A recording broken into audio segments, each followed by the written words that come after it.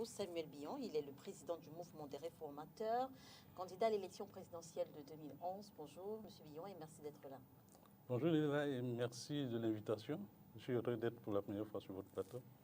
Je voudrais, avec votre permission, dire merci à vos nombreux téléspectateurs et faire un coucou à mes camarades du Sud, en particulier ceux du Djaïlovo et de la vallée du Thème. C'est des comités que nous avons installés, des comités dans ces départements tout récemment. Évidemment, ceux de l'océan nous attendent, aussi seront bientôt. Alors, depuis 2011, justement, on n'a pas beaucoup entendu parler de votre mouvement. Oui, c'est vrai, vous avez raison. On n'a pas beaucoup entendu parler de notre mouvement, tout simplement parce que, d'abord, comme vous l'avez si bien relevé, notre candidature a été recalée pour l'élection 2011. Je crois que ça a quand même un peu cassé la dynamique. Et après, je crois que ça nous a un peu désaxé dans ce sens que nous attendions effectivement à ce que 2011 soit le moment de changement, de par les dispositions constitutionnelles.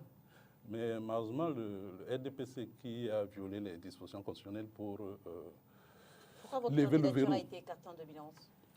Écoutez, je crois qu'il n'y a pas de raison valable en réalité, parce que quand vous allez, on va vous dire qu'il n'y avait pas de... il y avait des pièces qui manquaient, qui étaient surtout là. Mais en réalité, il faut aussi savoir que c'était beaucoup plus une candidature de témoignage et que nous voulions à ce moment relancer enfin, présenter le parti, saisir l'occasion de l'élection présidentielle pour présenter le parti à l'ensemble de la communauté nationale. En fait, vous voulez saisir l'occasion de l'élection présidentielle pour présenter votre parti? Oui, évidemment, parce que vous savez que dans une élection... Donc, en fait, vous n'alliez pas pour obtenir les suffrages des Camerounais, mais pour Non, faire connaître votre parti. non, c'est pas ça. Vous savez, si vous suivez par exemple l'élection présidentielle en France qui est en train de se dérouler là, vous allez voir qu'il peut arriver qu'il y ait des candidatures de témoignages. Il peut arriver effectivement qu'il y ait des gens qui sont... Parce que nous n'étions pas en capacité, il faut dire les choses comme qu'elles sont, nous n'étions pas en capacité de gagner. Aujourd'hui, nous sommes prêts. Nous avons pris le temps. Nous avons pris le temps de reconstruire calmement. Si vous n'étiez pas en capacité de gagner, est-ce qu'aujourd'hui vous reconnaissez que c'était une erreur d'essayer de concourir en 2011? Non, c'est juste ce que je vous dis, que ce n'était pas une erreur, parce qu'en fait, il faut savoir que l'élection présidentielle, c'est un moment particulier de la vie politique, et que c'est pour ça que je vous prends l'exemple, par exemple, de ce qui se passe en France.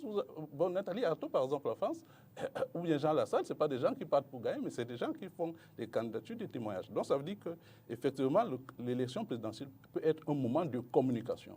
Et donc faire des propositions, parce qu'il faut aussi rappeler que nous avions créé le parti en 2006, qui a été légalisé en 2007.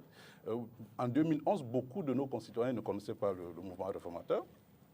Nous avions, par exemple, une idée réformatrice qu'il fallait présenter à la communauté.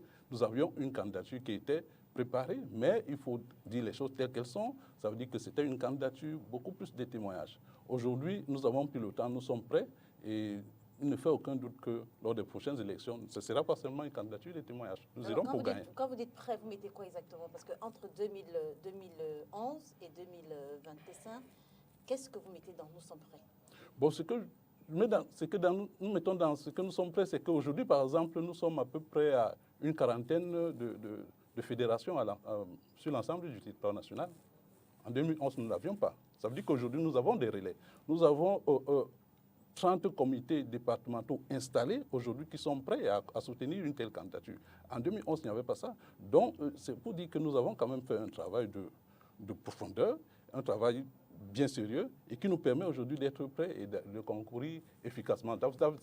J'annonce tout simplement, aussi bien à nos militants qu'à l'ensemble de la communauté nationale, qu'en ce qui concerne la prochaine élection présidentielle, en l'occurrence, nous irons là-bas pour remporter. Ça ne sera pas comme en 2011. Et d'ailleurs, c'est parce que c'était une candidature de témoignage que nous n'avons pas voulu faire de recours. Bon, on s'est dit qu'effectivement, on fait la passe, d'autant plus que, comme je l'ai dit, le RDPC a violé les dispositions constitutionnelles en levant le verrou de la limitation des mandats.